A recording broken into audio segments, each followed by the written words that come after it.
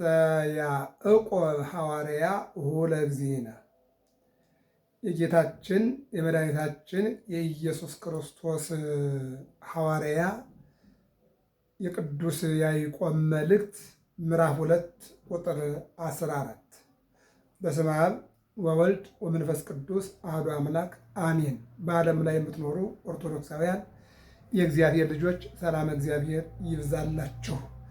እንደሚታወቀው ተከታታይ የተርጓሜ ትምህርት ባጭሩ እየተነጋገርን ያለነው ተከታታይ ትምህርት ስለሚያስፈልግ ለአንባቢውም ለተርጓሚውም ለአዳማጩም ተከታታይ የሆነ ነገር መማማር ስለሚጠቅም የማይጠቅመውን የማይረባውን ነገር ለሌሎቹ ትተን ለእኛ የሚጠቅመውንና የሚረባውን ነገር እየተከታተልን ያለነው። ያዕቆብ እንደሚታወቀው ከ12ቱ ሐዋርያት አንዱ ነው። የኢየሩሳሌም ኤጲስቆጶስ ነው። በኢየሩሳሌም ያስተማረና በኢየሩሳሌም ብዙ ስራ የሰራ ሐዋርያ ነው። እንደሚታወቀው ከነቢያት 15 የቃል ነቢያት፣ 16 የጽሑፍ ነቢያት፣ 31 ነቢያት አሉ። እነዚህ ሁሉ የድንግል ማርያምን መውለድ የአምላክን መወለድ በተለያየ መልኩ በብዙም በጥቂቱም አይተዋል። ምናልባት እንግዲህ ለእያንዳንዱ ጸጋው ይለያያል እንዳለ ቅዱስ ጳውሎስ በብዙ የተመለከተ ነቢይ አለ፣ በጥቂቱ የተመለከተ ነቢይ አለ። በሌላ መልኩ አይቶም በጽሑፍ ያስቀመጠ ነቢይ አለ፣ አይተው ግን በጽሑፍ ያላስቀመጡ ነቢያት አሉ። ለዚህ ነው ሲናገር ምን ይላል? የቃል ነቢያትና የጽሑፍ ነቢያት ብሎ ያስቀምጣቸዋል። የቃል ነቢያት የሚባሉት ያዩ፣ ትንቢት፣ ሱባኤ፣ ተስፋ የቆጠሩ ነገር ግን በመጽሐፍ የሌላቸው ያልጻፉ ማለት ነው። አንዳንዶቹ ደግሞ በጓደኞቻቸው መጽሐፍ ላይ ታሪክ የተዘገበላቸው ማለት ነው። እንደገና ሌሎቹ ደግሞ ተስፋውንም ሱባኤውንም ትንቢቱንም ተናግረው በመጽሐፋቸው ያስቀመጡ። እንደገና ከዚሁ ደግሞ በትልቅ ምዕራፍ ያስቀመጡና በትንሽ ምዕራፍ ያስቀመጡ አሉ። ለምሳሌ አበይት ነቢያት የሚባሉ ደቂቀ ነቢያት የሚባሉ አሉ። አበይት ነቢያት የሚባሉት ኢሳይያስ፣ ኤርምያስ፣ ሕዝቅኤል፣ ዳንኤል ናቸው። እነዚህ እያንዳንዳቸው ምዕራፋቸው ለምሳሌ ኢሳይያስን ብንወስድ 66 ምዕራፍ ነው ያለው። አያችሁ። ስለዚህ በትልቅ ምዕራፍ ላይ ብዙ ሀሳብ አስቀምጠዋል ማለት ነው። እንደገና ደቂቀ ነቢያት የምንመለከት አንድ ምዕራፍ ያለው አለ፣ 2 ያለው፣ 3 ያለው አለ፣ 14 ያለው አለ። ባጭሩ ሁሉም ግን እንደየጸጋቸው ጽፈው አልፈዋል ትንቢታቸውን ማለት ነው። ወደ አዲስ ኪዳን እንምጣ። ሐዋርያት ደግሞ ለምሳሌ 4 ወንጌላውያን አሉ። ከ4ቱ ወንጌላውያን 2ቱ ከሰብዓ አርድእት 2ቱ ከሐዋርያት ናቸው። ወንጌሉን የጻፉት ማለት ነው። ማቴዎስ፣ ማርቆስ፣ ሉቃስ፣ ዮሐንስ። አሁን ማቴዎስና ዮሐንስ ከሐዋርያት ናቸው። ሉቃስና ደግሞ ማርቆስ ከሰብዓ አርድእት ናቸው ማለት ነው። እንደገና ደግሞ መልእክታቱን ስንመለከት ጴጥሮስ ከሐዋርያት ነው።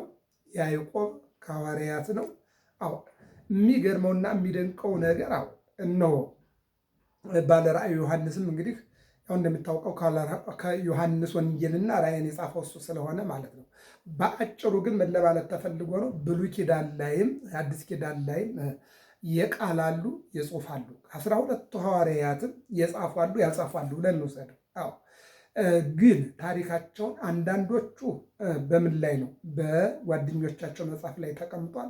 ያንዳንዶቹ ደግሞ በገድለ ሐዋርያት ተቀምጧል። እንዲሁም በስንክሳር ላይ ደግሞ ተዘግቦላቸዋል። በታሪክ በድርሳናት ደግሞ ተቀምጦላቸዋል። ለምሳሌ ዮሐንስ ወንጌላዊ ስለ ዮሐንስ መጥምቅ ጽፏል። እንደገና ደግሞ እነ ቅዱስ ጳውሎስ ደግሞ ስለ እነ እስጢፋኖስ ጽፈዋል። በተለያየ መልኩ ተጽፏል ማለት ነው። እና ያዕቆብ ከ12ቱ ሐዋርያት አንዱ ነው። የኢየሩሳሌም ኤጲስቆጶስ ነው። በሁለተኛ ምዕራፉ ቁጥር 14 ላይ እንደዚህ ይለናል። ምን ይለናል?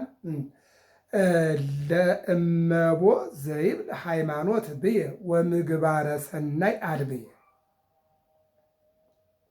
ሃይማኖት አለኝ የሚል ስራ ግን የሌለው ቢኖር ምን ይጠቅመዋል ነው የሚለው ጥሬ ንባቡ።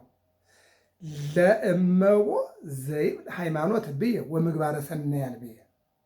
ሃይማኖት አለኝ ምግባር የለኝም የሚል ሰው ቢኖር ምግባርስ የለኝም ነገር ግን ሃይማኖት አለኝ የሚል ሰው ቢኖር ምን ይጠቅመዋል? ይሄ ጥሬ ቃሉ ነው። ወደ ትርጓሜው ስንሄድ ምግባርስ የለኝም አይልም ብሎ ምግባረ ሰናይ አልቦ ሃይማኖት ያለው ምግባር የሌለው ሰው ቢኖር ምን ይረባዋል? ይጠቅመዋል? ምን ይረባዋል? ምን ይጠቅመዋል? ሃይማኖት አለኝ ምግባር የሌለኝም ስራ የለኝም የሚል ሰው ቢኖር ሃይማኖቱ ምን ይጠቅመዋል? እንደገና ሃይማኖት አለኝ ምግባር የለኝም፣ እንደገና ደግሞ ምግባር አለኝ ሃይማኖት የለኝም ቢልስ ምን ይጠቅመዋል? እንውሰደው። ለምሳሌ አንድ ሰው ሃይማኖት ቢኖረው ስራ ከሌለው ሃይማኖት ምን ያደርጋል? ኦርቶዶክስ መባል ብቻ ምን ያደርጋል? የኦርቶዶክስን ስራ የማይሰራ ከሆነ ሃይማኖት ምን ይጠቅመዋል? እንደገና ስራ አለኝ የሚል ሃይማኖት የለኝም ቢል ስራው ምን ይጠቅማል? ለስጋ ሊጠቅም ይችላል። በሰው ሰውኛ ደረጃ ግን አንድ ሰው ነፍስም አለው ስጋም አለው፣ የሚኖረው ለሁለቱ ነው። እስመ ነፍስ ተሐድር በደም ነፍስ የምታድረው በስጋ ነውና በደም ነውና ለስጋው ይሰራል፣ ለነፍሱ ደግሞ በጎ ነገር ያደርጋል፣ ሃይማኖት ይኖረዋል ማለት ነው። ሁለቱ ተያያዥ ናቸው። ስለዚህ አንድ ሰው ሃይማኖት ካለው ስራ ሊኖረው ያስፈልጋል። ስራ ካለው ሃይማኖት አለው ማለት ነው። ስራውን የሚሰራው በሃይማኖቱ ተነስቶ ነው። ለምሳሌ አንድ ሰው ዛሬ ሰኔ ጾም ነው እጾማለሁ ቢል ሃይማኖት ከሌለው በምን ተነስቶ ይጾመዋል? እመጸውታለሁ ቢል በምን ተነስቶ? እሰጣለሁ ቢል በምን ተነስቶ? ይህንን ነው የሚናገረው። ስለዚህ አብርሃም ለምሳሌ አመነ፣ ሃይማኖት አለው፣ እምነት አለው። አዎ እምነቱም ጽድቅ ሆኖ ተቆጠረለት ይላል። ግን ምንድን ነው የአብርሃም ምንድን ነው ማመን የተባለው? ጻምቤርከ ወተፈለጥ ማዝማዲከ ከእናት አባትህ ሀገር ውጣ ሂዳ ወጣና ሄደ። ይሄ ማናም ነው እግዚአብሔር ናመኑ። እሺ ይሄ እምነት ነው አይደል? ስራው ምንድን ነው? ከሸመገለ በኋላ የወለደውን ልጁን ሰዋልኛል ለመስዋዕት አቀረበ። አየው፣ እዚህ ጋር እምነቱ መጣ፣ እዚህ ጋር ደግሞ ስራው መጣ። እነዚህ ተወራራሽ ናቸው። ሰው ስራው የሚከናወነው በእምነቱ ነው። እምነቱ ደግሞ የሚገልጠው ስራውን ነው። ስራው እንዲሰራ ያደርገዋል ማለት ነው። ስለዚህ ምን አለ? ሃይማኖት አለኝ ምግባር የለኝም የሚል ሰው ቢኖር ምን ይጠቅመዋል? ምን ያደርግለታል? ምን ሊረባው ይችላል? ኦርቶዶክስ ነኝ የሚል የማይጾም የማይጸልይ የማይመጸውት የማያስታርቅ የታመመ የማይጠይቅ ያዘነ የማያጽናና ከእንጀራው ላይ ቆርሶ የማይሰጥ ሰው ቢጾም ምን ያደርግለታል? በምን ተነስቶ ይጾመዋል? ምግባረ ሰናይ ይባላል። በጎ ስራ ማለት ነው። በጎ ስራውን ከምን ተነስቶ ይሰራዋል? ከምን? ከሃይማኖት ከእምነት ተነስቶ ከሃይማኖት ተነስቶ ነው የሚሰራው። ይህንን ነገር ነው በሆኑ ትክክል ሃይማኖቱ አድኖቱ ሃይማኖቱ ብቻውን ያድነዋል ወይስ ስራው ብቻውን ያድነዋል? ሃይማኖቱን ብቻውን አያድነው፣ ስራውን ብቻውን አያድነው። ሁለቱ አንድ ሲሆን ነው። ለምሳሌ መብራት ሰዎች ሲዘረጉ የሚዘረጉት ይሄ እሳት ነው፣ ይሄ ውሃ ነው። እሳቱ ብቻ መብራት አይሆንም፣ ውሃው ብቻ መብራት አይሆንም። እንደዚህ ነው የሚዘረጋው እሳትና ውሃ። እሳትና ውሃ እንደዚህ ተዘርግቶ ምን ይመጣል? መብራት ይመጣል ማለት ነው። እሳት እና ውሃ ሁለት ገመዶች ተዘርግተው ሲሄዱ ምንን ያመነጫሉ? መብራትን ያመነጫሉ ማለት ነው። ውሃው ብቻውን መጠጥ ይሆናል እንጂ መብራት አይሆንም።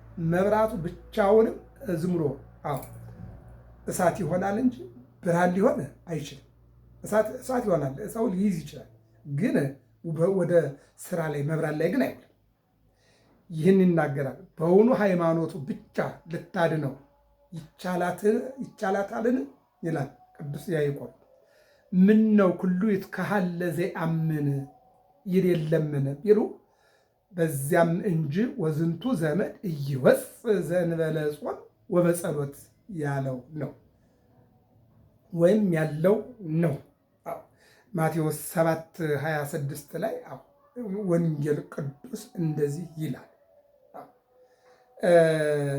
አሸዋ ላይ ቤቱን የሰራ ሰው ይላል ዝናብ በዘነበ ጊዜ ማይበሉ ሲመጣ አሸዋ ነውና ተፍረክርኮ ይወድቃል፣ ጣራውም ይነቀላል።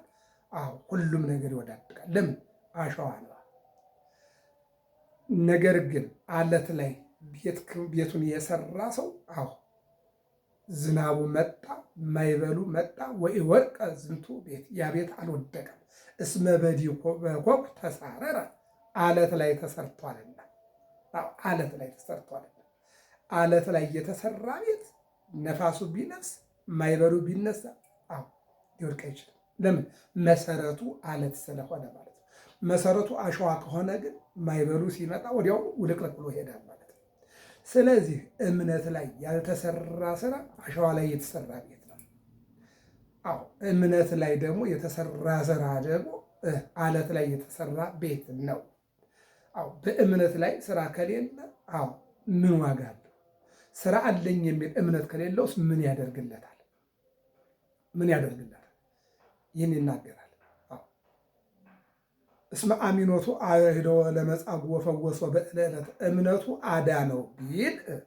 አዳነው ቢል እግዚአብሔር ስራውን የሚፈጽም አምላክ እንደሆነ አመነ ማለት እንጂ እምነቱ ብቻ ግን አዳነው ማለት አለ። አመነ አዎ ማለት መዳን ትፈልጋለህ ወይ ሲል አዎ እፈልጋለሁ አለ። እንደሚያድነው አመነ፣ ዳነ፣ አለቀ። እግዚአብሔር ለሚያደርግልን ነገር እንደሚመግበን እንደሚያኖረን በዝናብ አበቅሎ በፀሐይ አብስሎ እንደሚመግበን ክረምትና በጋውን ጨለማና ብርሃኑ እንደሚያፈራርቅ እግዚአብሔር ማመን ይሄ እምነት ነው። ነገር ግን አዎ እምነትና ስራ ከተለያዩ እምነት ለብቻው አያጸድቅም፣ ስራም ለብቻው አያጸድቅም። ሁለቱ አንድ ሆነው ነው በጎ ነገር የሚያመጡት ማለት ነው። ለዚህ ነው በእውኑ ሃይማኖቱ ብቻ ልታድነው ይቻላታልን ይለናል።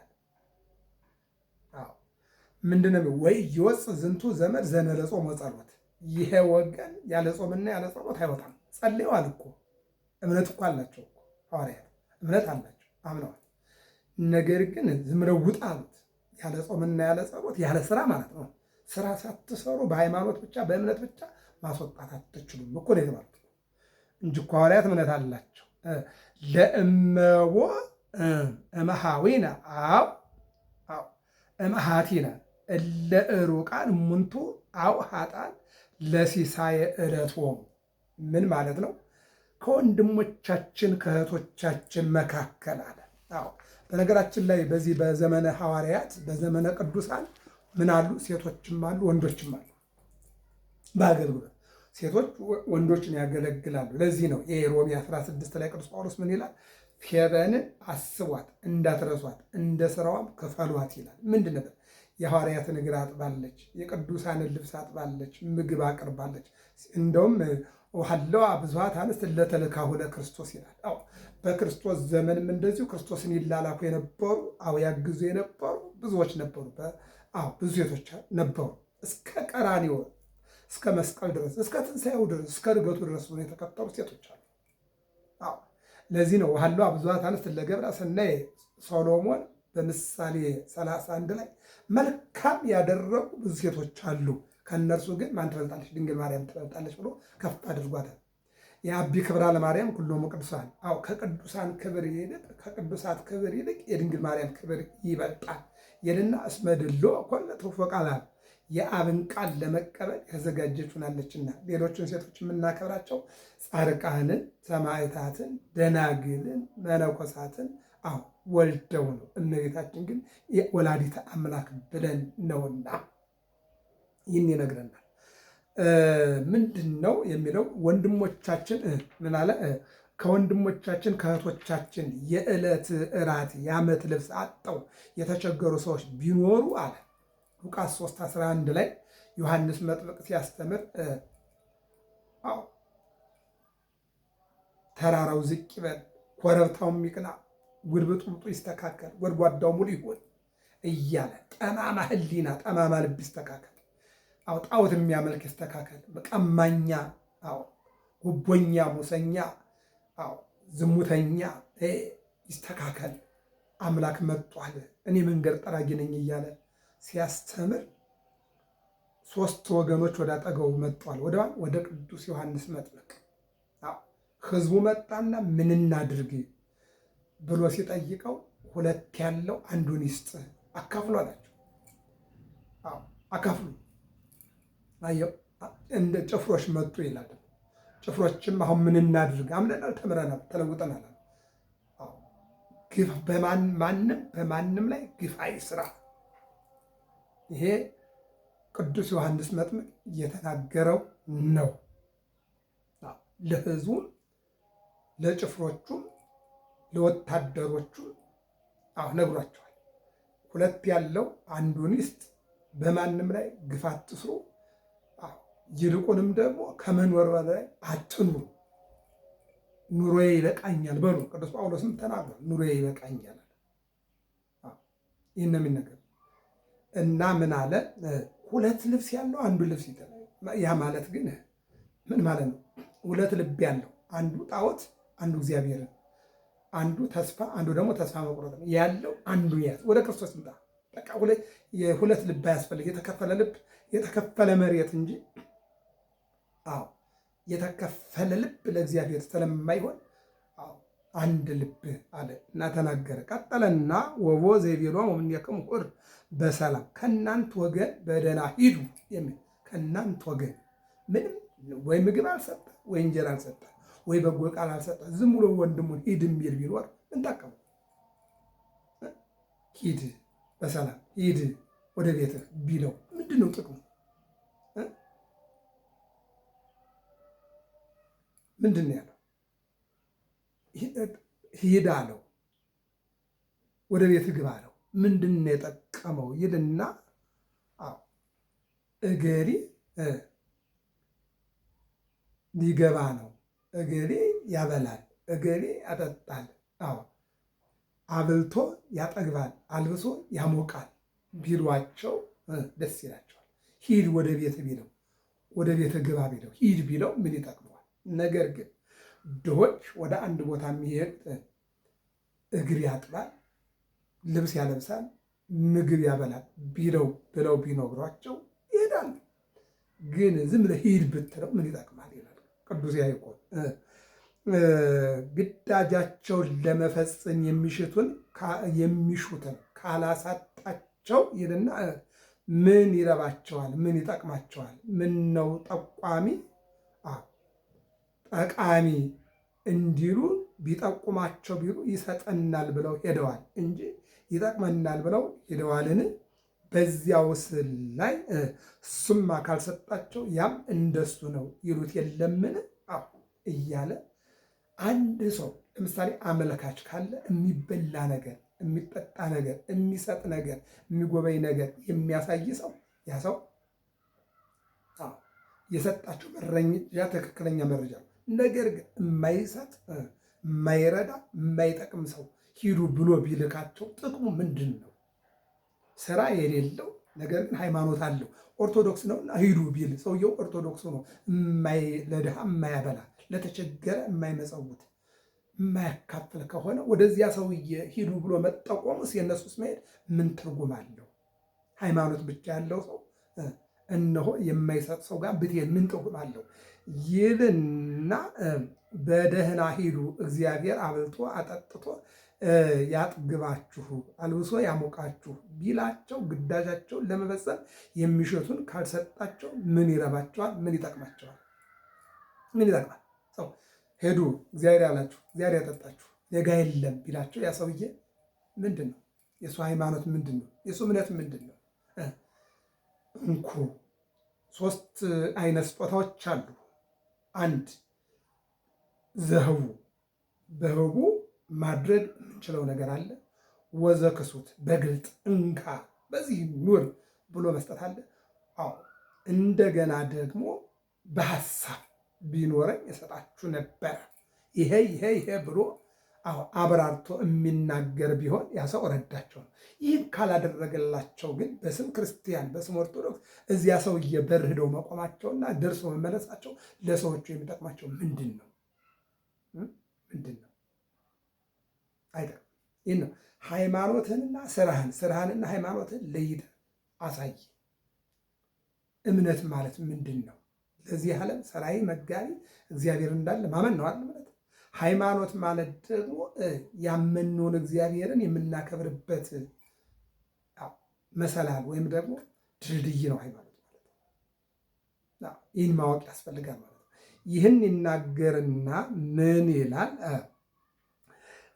ምን ነው ቢመርቃቸው ቢሉ ይሰጠናል ብለው ሄደዋል እንጂ ይመርቀናል ብለው ሄደዋልን? በዚያውስ ላይ እሱ በመርገም ተይዞ ቢመርቃቸው ምን ይረባቸዋል? ምን ይጠቅማቸዋል?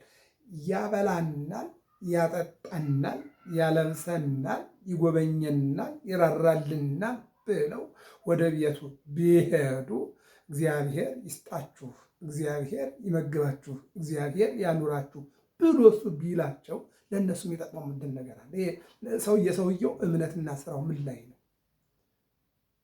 ይህንን ይናገርና ከማሁ ይእቲ ሃይማኖት እንተ አልባቲ ምግባረ ሰናይ ምውት ይእቲ ለሊሃ።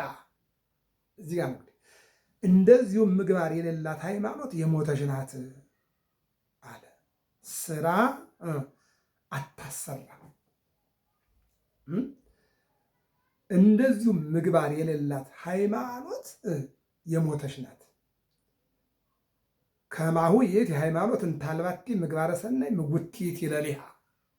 ስራ የሌላት ሃይማኖት የሞተች ናት። አለቀ። ኦርቶዶክስ ነኝ ብንል ሃይማኖት አለኝ ብንል ካልጾምን፣ ካልጸለይን፣ ካላካፈልን በስም ብቻ ብንኖር የሞተ ነው። ኦርቶዶክስ ለመባል የኦርቶዶክስን ስራ መስራት ግድ ይላል። ይህን ይላል። አንደኛ መጾም። ስትጾም ደግሞ ስራ አለው። ትመጸውታለህ፣ ትቆርሳለህ፣ ታካፍላለህ፣ ያዘነውን ታጽናናለህ፣ የታሰሩትን ትጠይቃለህ፣ የታመመውን ትጠይቃለህ፣ ትራራለህ። ይህን ታደርጋለህ። ምግባረ ሰናይ አብሮ ይመጣል ማለት ነው። እመቦ ዘይቤለከ አንተ ሃይማኖትከ ብከ ለከ ለአንተ ሃይማኖት አለህ የሚልህ ሰው ቢኖር አንተ ሃይማኖት አለህ በሃይማኖት ውስጥ ትኖራለህ የሚልህ ሰው ቢኖር አንተ ሃይማኖት አለህ በሃይማኖት ትኖራለህ የሚልህ ሰው ቢኖር ሊተ ለእኔ ምግባር አለኝ የሚልህ ሰው ቢኖር ልባ አንተ ሃይማኖት አለህ እኔ ስራ አለኝ የሚልህ ሰው ቢኖር ነው የሚለው። አንድ ሰው ላይ ምን አለ? ሃይማኖት አለ። አንድ ሰው ላይ ምን አለ? ስራ አለ። ሁለቱ ግን ከሁለቱም ላይ የለም። ይህኛውም ሃይማኖት ላይ ነው ያለው፣ ይህኛውም ደግሞ ስራ ብቻ ነው ያለው፣ ይህም ሃይማኖት ብቻ ነው ያለው። አሁን የእነዚህ ሰዎች ምንድን ነው የሚለውን ነገር ሐዋርያው ቅዱስ ያዕቆብ ሲናገር ሃይማኖትህን ከምግባርህ ለይተህ በዚያው ስራ ሰርተህ አሳየኝ የሚል ሰው ቢኖር ምን ትበቁ ምን ትዑቱ፣ ጥቅሙ ምንድን ነው? ምን ይረባዋል? ምን ይጠቅመዋል? ይህኛው ሃይማኖት አለው፣ ይህኛው ደግሞ ስራ አለው፣ ምግባር አለው። ይህኛው ምን አለ? ምን አለ? ሃይማኖት። ይህኛው ደግሞ ምን አለ? ምግባር፣ ስራ አለ። እሺ ሃይማኖትን ከስራ ጋር አሳየኝ፣ የለም። እሺ ስራህን ሃይማኖት ጋር ለይታ አሳየኝ፣ የለም። ምን ይጠቅመዋል? ይሄ አሁን ባለንበት ዘመን ትልቁ ትኩረት ሊወሰድበት የሚገባው ይሄ ሃይማኖት ያላቸው ስራ የሌላቸው ነገር ግን የሚሰሩ 24 ሰዓት የሚሰሩ ሃይማኖት የሌላቸው ለዚች ዓለም ሰራይ መጋቢ እግዚአብሔር እንደሌለ አድርገው የሚኖሩ ከሞት ጋር ቀጠሮ የያዙ ልብላ ልኑር፣ እንብላ፣ እንጠጣ፣ እንልበስ፣ እንጨፍር፣ እንደንስ ሞት እስከሚመጣ ብለው እንደ ሰባት ካትን እንደ ሰዶምና እንደ ገሞራ ሰዎች ከሞት ጋር ቀጠሮ የያዙ ሰዎች አሉ። ኃጢአትን እስከ ጥግ ድረስ እንሄደው፣ ፍላጎትን እስከ ጥግ ድረስ እንሄደው፣ ልብስን፣ ምግብን፣ ደስታን እስከ ጥግ ድረስ እንሄደው፣ ሞት አይቀርም ብለው ከሞት ጋር ቀጠሮ ይዘው ተጣበቀው የሚኖሩ ብዙዎች ናቸው ይለናል። ዋንሰ አርእየከ ምነ ምግባሬ ወይም ደግሞ ሃይማኖቴ፣ እኔ ስራዬንና ሃይማኖቴን ለይቼ ላሳይህ ይላል ቅዱስ ያዕቆብ። ስራዬንና ሃይማኖቴን፣ ስራ ይሄው ሃይማኖት ይሄው ብሎ ዘርዝሮ መናገር። ሃይማኖት ማለት ይሄ ነው። ስራ ማለት ይሄ ነው። ሃይማኖት እንተ ማኅበ አብ ተፈጥረት ሀበ ወልድ ተፈጽም ሀበ መንፈስ ቅዱስ ትትፈጸም። ከእግዚአብሔር አብ ዘንድ የተፈጠረች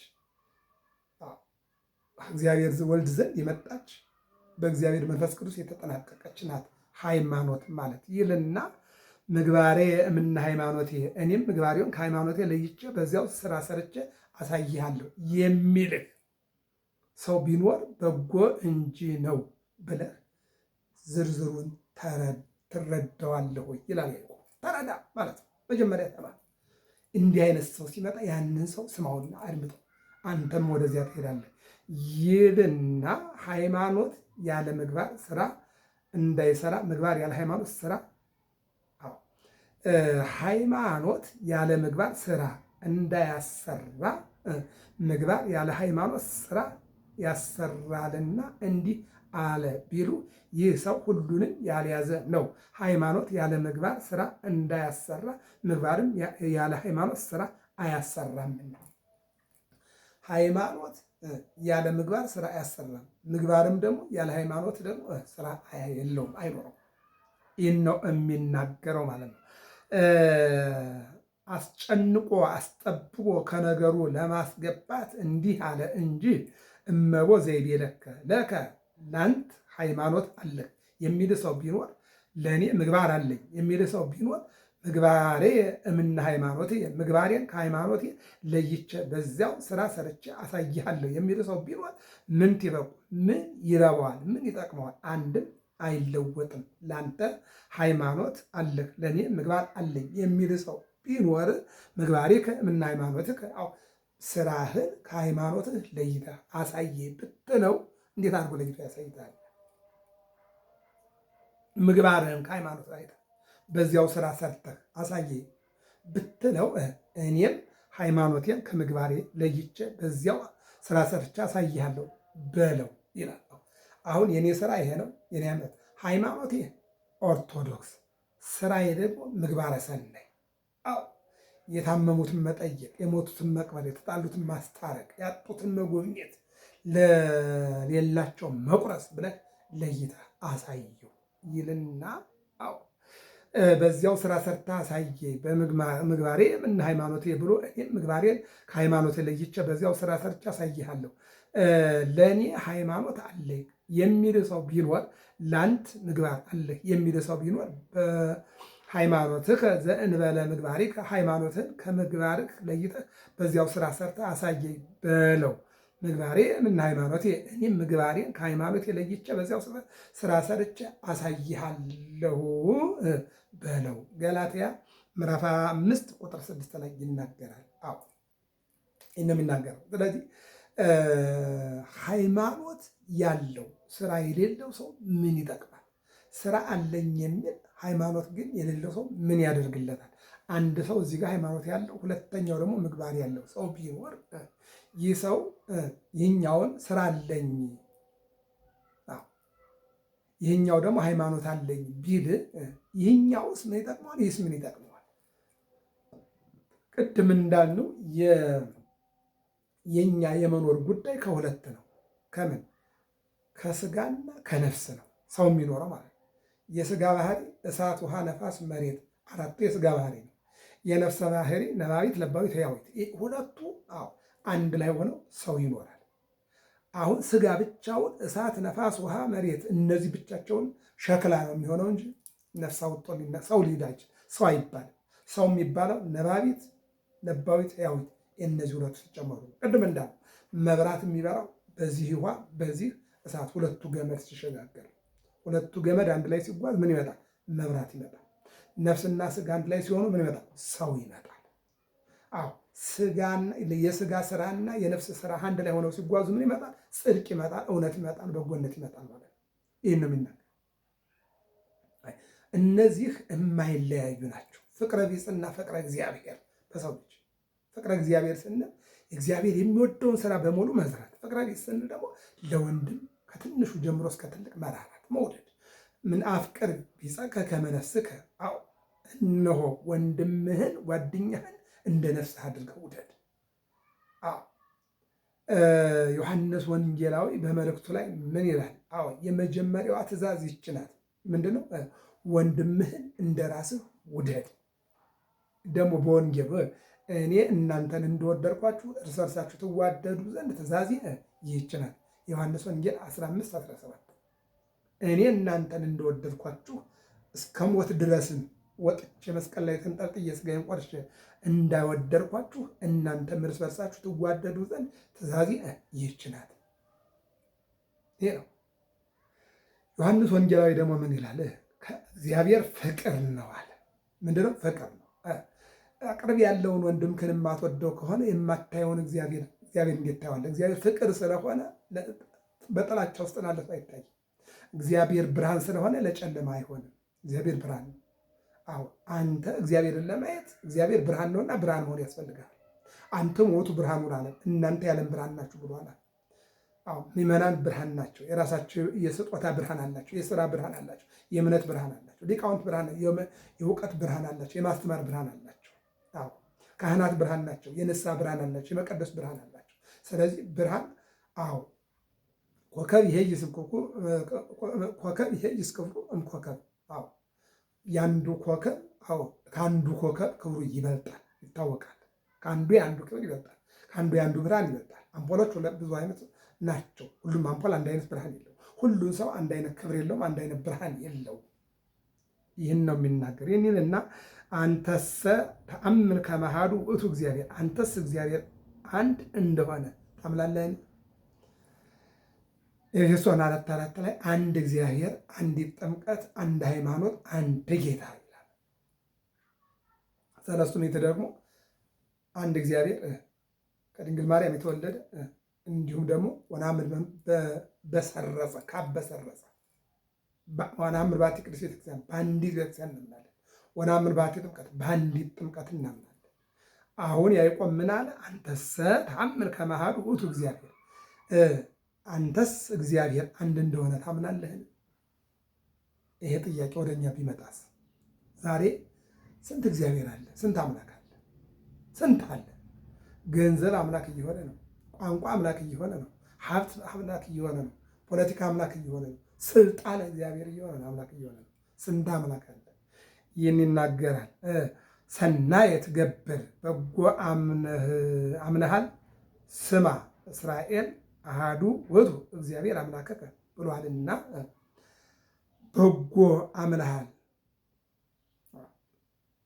ሰናየ ትገብር፣ በጎ አምነሃል ስማ እስራኤል አሐዱ ውእቱ እግዚአብሔር አምላከከ፣ አምላክህ እግዚአብሔር አንድ ነው። ሙሴ እስራኤል ሆይ ስማ አድምጥ፣ ፈጣሪህ መጋቢህ አሻጋሪህ አኗሪህ እግዚአብሔር አንድ ነው። ብዙ እግዚአብሔር የለም። ይቀጥልና ከማሁስ አጋንንትን ያምኑ፣ እንዲህስ አጋንንትን ያምናሉ። በዚህ በማቴዎስ ወንጌል ምዕራፍ 8 ላይ ከሰዎች ላይ ያደረፉ አጋንንት ጌታ አልፎ ሲሄድ አገኛቸው። አንተ የናዝሬቱ ኢየሱስ ከአንተ ጋር ምን ጸብ አለን? ምን ክርክር አለን? ኑሩ ካልከን እንኖራለን፣ ውጡ ካልከን እናወጣለን፣ አምላክ እንደሆንክ እናምናለን። አመንስ አጋንንትም ያምናሉ። ግን እምነትን ከስራ ስራህን ከእምነት ለይተህ አሳይ ይልና በኢየሱስኒ አአምን ወበጳውሎስኒ ምንድን ነው? በኢየሱስኒ አአምን ወበጳውሎስኒ አአምሮ። እዚህ ሐዋርያት ሥራ ላይ ምን ይላል? ኢየሱስን አውቀዋለሁ ጳውሎስንም አውቀዋለሁ እናንተ እነማን ናችሁ ብሎ ዝንጥል አነሳና መታቸው ይላል። እዚህ ጋር ደግሞ ምን ይላል? ያዕቆብ ላይ እንደዚህ አጋንንትም ያምናሉ። በኢየሱስኒ አአምን ወበጳውሎስኒ አአምን ወለጳውሎስኒ አአምሮ። በኢየሱስ አምናለሁ ጳውሎስንም አውቀዋለሁ። ምንድን ነው? ኢየሱስን አውቀዋለሁ ጳውሎስንም ኢየሱስን አምነዋለሁ ጳውሎስን አውቀዋለሁ። ይህን ይላል። ወይ ደነግጹ፣ ነገር ግን ይደነግጣሉ። መጻእከኑ ዘየኑ ትሰድደነ ወዘእንበለ ጊዜው ተሰቅየነ ብለውታልና የማቴዎስ ወንጌል ምዕራፍ 8 ላይ ያለው ነው። ያለ ሰዓቱ ታስወጣናለህን ብለው ለመኑት። መልእክተ ያዕቆብ ሐዋርያ ወለእግዚእነ፣ የጌታችን የመድኃኒታችን የኢየሱስ ክርስቶስ ቅድም ሐዋርያው ያዕቆብ በምዕራፍ 2 ቁጥር 15 እስከ 21 ድረስ እስከ 20 ድረስ ያለው ትርጓሜ ይህንን ይመስላል። ይቀጥላል። ገብረ መስቀል